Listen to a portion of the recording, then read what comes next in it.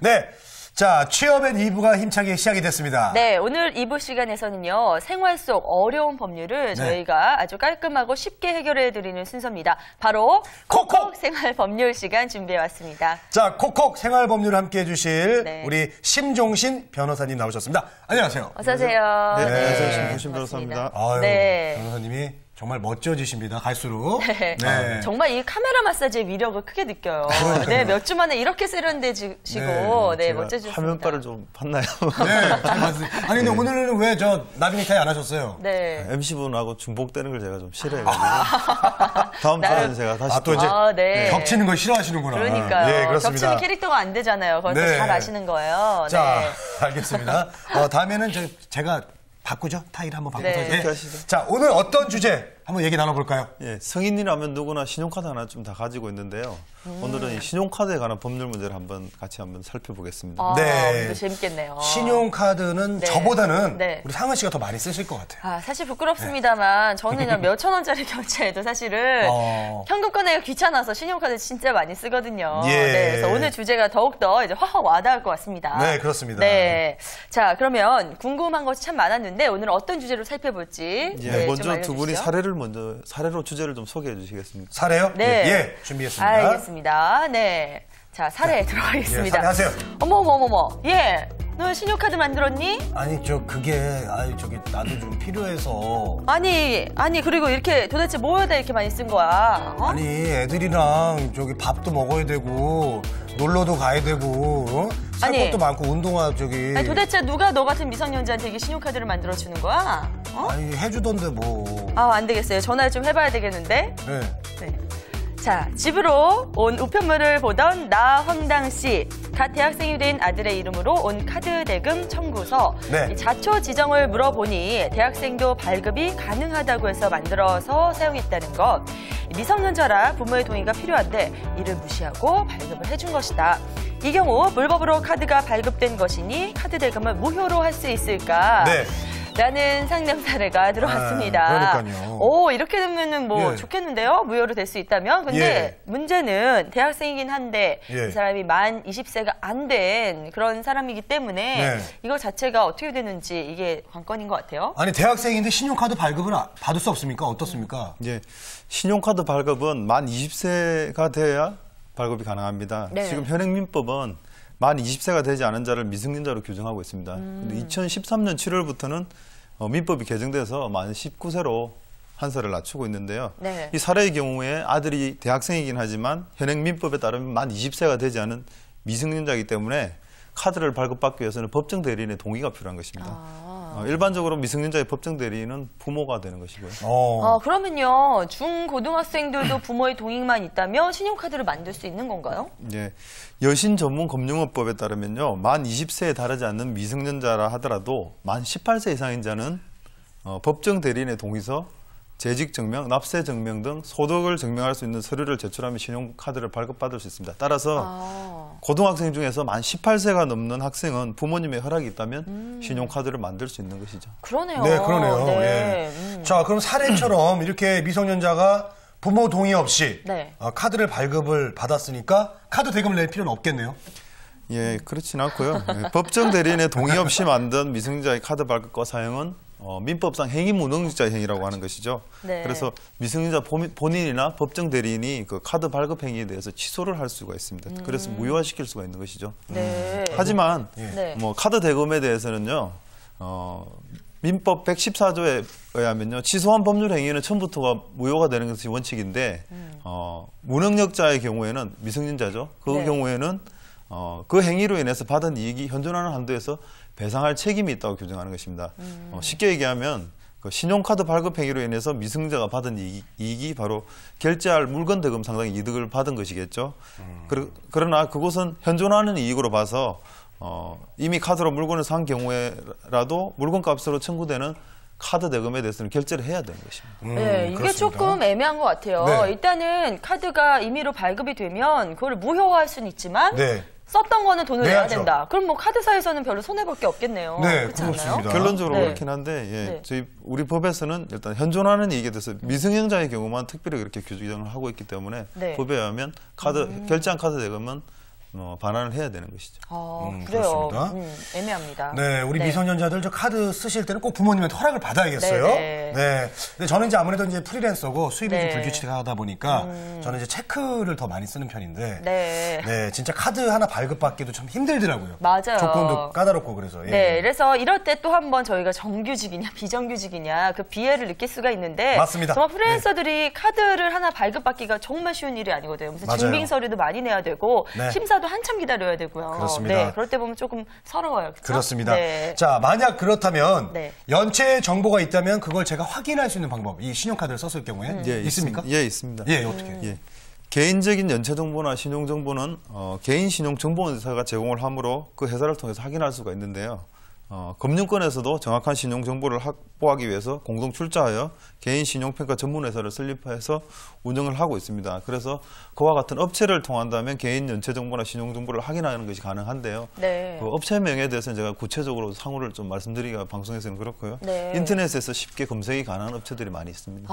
근데요, 저는 이런 얘기 들었어요. 네. 개인 신용 정보를 조회하면 할수록 네. 그 사람에 대한 신용 등급이 내려간다고 예, 하더라고요. 맞아요. 예, 네. 그래서 그런 얘기 들어가지고. 네, 예. 카드 발급할 때마다 누군가 제 정보를 조회한다면 제 예. 등급이 계속 내려가잖아요. 네. 네. 예, 과거에는 그런 문제가 있었는데요. 금융권에서 신용 정보를 조회하면 신용 점수가 하락하고 그 신용 점수가 많이 하락하면 결국 신용 등급이 낮아지게 되어 있습니다. 그런데 작년 10월부터 이게 개선되어 가지고 서민 금융 기반 강화 종합 대책의 일환으로 개인 신용 평가 시 신용 등급 조회 기록을 반영하지 않는 것으로 제도가 개선이 되었습니다. 그래서 신용 등급 조회한 것만으로 신용 등급에 영향을 주지 않은 것이 되었습니다. 이제는. 예. 네, 그렇군요. 알겠습니다. 네, 자, 그럼 다음 사례를 저희들이 또 계속해서 살펴보겠습니다. 네. 예. 예. 자, 이번에도 저희들이 사례를 한번 보여드릴게요. 예, 예. 자, 사례 갑니다. 상은 씨, 네. 카드 값은 다 갚았어? 그럼요. 몇 달 카드 안 쓰고 열심히 저희가 모았습니다. 네. 오, 빨리 갚았구만. 네. 그러면 저 점심 사세요. 근데 제가 사실은 어제 카드를 잃어버려서. 잃어버려? 네네. 아니, 그러면 신고는 했어요? 신고 안 했는데요. 그냥 뭐 별일 없던데요. 예.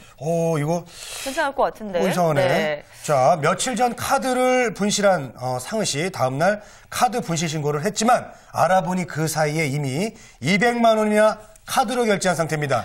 자, 이런 경우 보상받을 수 있을까요? 네. 이게 또 저는 남 얘기 같지가 않네요. 제가 네. 워낙 또 성격이 털털하다 보니까 잘 잃어버려요. 그래요? 근데 또 게으르다 보니까 네. 잘 안 찾고 그냥 어떻게 되겠지 하고 있는데. 누가 또 긁을까봐 네네. 걱정이 되잖아요. 예, 근데 네. 카드를 잃어버렸을 때는 이제 확실하게 딱 분실 신고부터 해야 되죠. 맞아요. 예, 그렇습니다. 이분 같은 경우에는 알고 보니까 누가 이미 긁어놓은 상태면 예, 이거 신고 나중에 전에. 보상 받을 수 있나요? 어떻게 되는 거예요? 네. 예. 뭐 신고 이후에는 당연히 책임을 안 지는 것이 당연한 것인데요.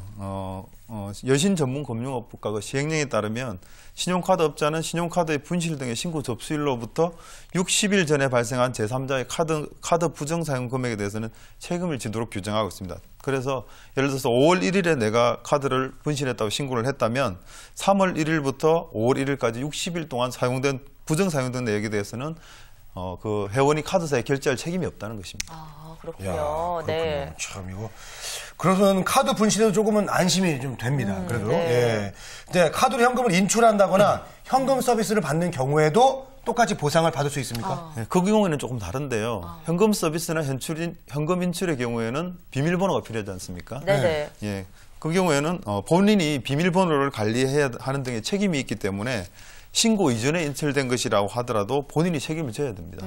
대신 그 경우에도 신고 이후에 인출된 금액에 대해서는 당연히 책임을 질 필요가 없는 것이겠죠. 그렇군요. 네, 이 이야기는 꼭 기억을 해두셔야 될 것 네. 같아요. 어쨌든 비밀번호 관리는 자기가 하는 거니까 네. 이 현금 서비스와 관련된 부분은 보상이 안 됩니다. 네, 비밀번호 네. 잘 관리하시기 바라겠습니다. 네네. 자, 그러면 현금 인출 그리고 서비스, 네. 현금 서비스 이 이외에도 다 보상받을 수 있는 거죠? 보상받을 수 없는 경우도 있습니다. 그래요? 네. 네. 보상받을 수 어떤 없는 경우가 경우요? 있다고요? 네, 그렇습니다. 그 신용카드 표준 약관에는 그 회원이 고의 또는 가실로 인한 관리소홀로 인해서 부정 사용한 경우, 그리고 신용카드를 타인에게 담보로 제공하거나 불법 대출에 이용한 경우, 가족이나 동거인 등에 의해서 부정 사용한 경우나 카드 뒷면에 서명을 하지 않아서 분실되고 부정 사용된 경우는 보상이 되지 않는 것으로 규정하고 있습니다. 그래서 카드 분실 시에는 뒤늦게 알았다 하더라도 분실 사실을 곧바로 신고를 해야 되고, 특히 카드 뒷면에는 서명을 안 하시고 사용하는 분들이 대단히 많은데요. 네. 서명을 꼭 해야 분실했을 때 피해를 줄일 수가 있는 것입니다. 그리고 다 아시겠지만 분실 신고는 직접 카드사를 찾아가거나 분실신고 전용 ARS 홈페이지 등을 통해서 가능한 것입니다. 네, 알겠습니다. 네. 자, 이런 정말 생활 속의 어떤 작은 지혜입니다. 이런 네. 거 꼭 알아두시길 바라겠고요. 지금 신용카드 사용과 관련된 문의 카톡으로 많이 들어오고 있습니다. 저희 잠시 보고 넘어갈게요. 네. 자, 우선 신용카드 현금 서비스 수수료 너무 비싸요. 네, 비쌉니다. 네, 네. 그래서 저희가 어떻게 할 수 없는 거네요. 네, 신용카드 환불 절차 너무 늦어요. 네. 네, 이것도 역시 저희가 어떻게 할 수가 없는 거네요. 네, 문제입니다, 빨리 해결됐으면 이것도. 좋겠습니다. 문제예요. 자, 한 번도 사용하지 않은 카드와 연회비를 환급받을 수 있나요? 예. 이거는 좀 혹시 변호사님께서 예, 괜히 아깝더라고요, 이런 경우에. 그 사회생활 하다 보면 사용하지 않는 카드를 여러 개 소유하고 있고 연회비만 빠져나가는 그런 부분이 있는데요. 돌려받을 수가 있습니다. 아, 그래요? 예. 네. 카드사들은 1년 이상 사용하지 않는 카드에 대해서는 그 연회비에 대해서 콜센터나 홈페이지를 통해서 해지 의사를 밝히고 소비자가 청구를 하면 연회비 전액을 돌려주고 있습니다. 그러나 일부 카드사는 휴명 카드라도 카드 발급 비용 등의 명분으로 초년도 연회비를 제외하고 일부만 또 돌려주는 경우도 있고요. 아, 그래요. 야. 어쨌든 그게 뭐 액수가 크든 적든 예. 불필요하게 나온 거는 당연히 다 받아내셔야죠. 예, 환급 카드사에- 받을 걸, 나도. 그러니까요. 카드사에 전화하셔가지고 네. 빨리 받아내시기 바랍니다. 자, 자, 카카오톡 질문 네, 하나 더 받겠습니다. 볼까요? 네. 보실까요? 연체 사실을 통보받지 못한 경우, 이런 경우도 신용 불량자가 되나요? 아, 네. 이거는 이제 의도적이 아니라 네. 그냥 기억을 못하다가 통장에 뭐 잔고가 조금 부족해서 연체가 될 수 있잖아요. 네. 이럴 때 이런 이유로 신용불량자 되면 좀 억울할 것 같아요. 예, 이거 네. 어떻게 되나요? 정확하게는 과거에는 개인이 금융권에 대한 빚을 일정 기간 이상 연체할 경우에는 신용불량자로 등재를 해서 금융기관을 정상적으로 이용하는 것을 두는 제도를 뒀는데요. 이 제도는 사실상 지금 폐지되었습니다. 아, 그래요? 그리고 현재는 금융기관 등이 연체기간 3개월 이상인 자에 대해서 은행연합회와 같은 신용정보 집중기관에 채무불이행 정보를 등록해서 연체 정보를 관리하고 있습니다. 그래서 간단하게 말하면 신용불량자라는 말은 없어진 거죠. 예. 네, 그렇군요. 그렇군요. 자, 그러면 과거랑 달라진 점은 뭔가요? 달라진 점은 과거의 신용불량 등록은 신용불량 등재 기간에 따라서 최대 2년까지 신용정보 집중기관에서 기록을 보존했습니다. 그러나 채무불이행 정보는 빚을 갚는 즉시 삭제하게끔 되어 있고요.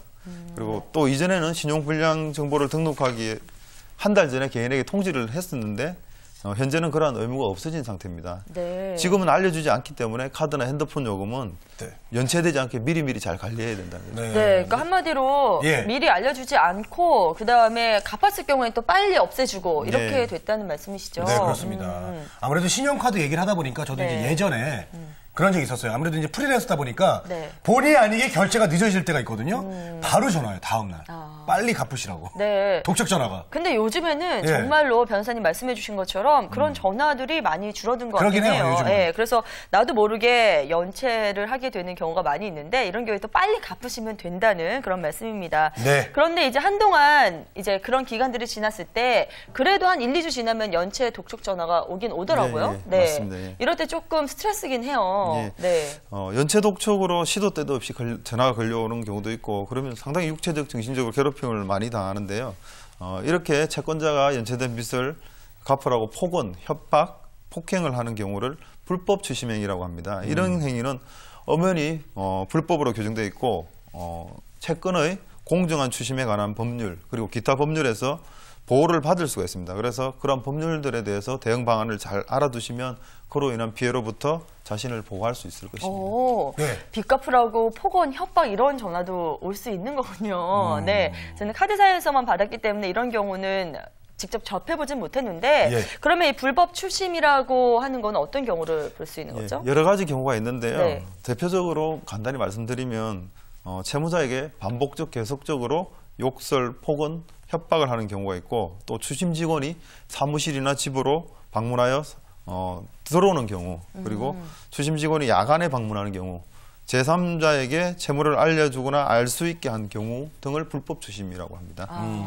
채무자가 이제 집이나 뭐 회사를 찾아가는 거 불법 맞죠? 예, 맞습니다. 그 채무자 승낙 없이 채무자 집이나 회사를 방문하는 것은 형법상 주거침입죄가 성립될 수 있는 범죄 행위에 해당됩니다. 네. 그래서 추심 직원이 집이나 회사를 방문했을 때 단호히 거절해야 되고 또 회사 동료, 친척, 보증인 등을 직접 방문하거나 메시지를 보내는 등 공포감이나 불안감을 조성하는 행위도 불법이기 때문에 강력히 대응을 해야 한다는 것입니다. 네, 그런데요. 사실은 돈을 떼인 그런 회사 입장에서는 뭐 만약에 연체가 1년, 2년 지나면 어떤 방법이라도 방법을 써서 좀 그렇죠. 이렇게 돈 받아야 되지 그분들 입장이 않나요? 있으니까. 네.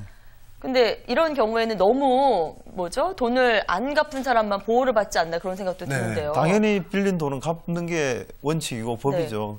그렇지만 그 채권자라 하더라도 법적인 한도 내에서 법적인 수단으로 해서 자신의 권리를 구제받아야 되는 것이지 그 정도를 뛰어넘는 어떤 채무자에게 가혹한 고통을 주거나 어떤 정신적, 육체적인 가혹한 어떤 고난에 처하게 하는 것은 안 된다는 것이죠. 예. 예, 네. 알겠습니다. 자, 어쨌든 여러분들 오늘도 생활 속의 또 작은 지혜 이렇게 전해드렸는데 네. 지금 신용카드와 관련된 이런 사항들 좀 알고 계신다면은 평소에 어떤 불편함이라든지 아닌 그런 피해를 조금 줄이실 수 있겠다라는 생각이 들어요. 예, 네, 맞습니다. 마지막으로 좀 정리를 정리를 좀 한번 해주시죠. 해주시죠. 예. 뭐 간단하게 정리하면요. 18세 이상의 미성년자의 경우 법정 대리인의 동의가 있으면 신용카드 발급이 가능한 것이고요. 그리고 카드 도난 분실의 경우에는 즉시 분실 신고를 해야 피해를 줄일 수가 있는 것이고 그 보호 범위도 넓어지는 것입니다. 그리고 카드 뒷면에는 반드시 서명을 해서 사용해야 된다는 것이 신용카드와 관련한 법률적인 어떤 쟁점이라고 할 수 있겠습니다. 저 카드 서명했나 먼저 좀 확인해봐야 될 것 같아요. 끝나면. 네. 자, 오늘 말씀 고맙습니다. 수고하셨습니다. 네, 네, 고맙습니다.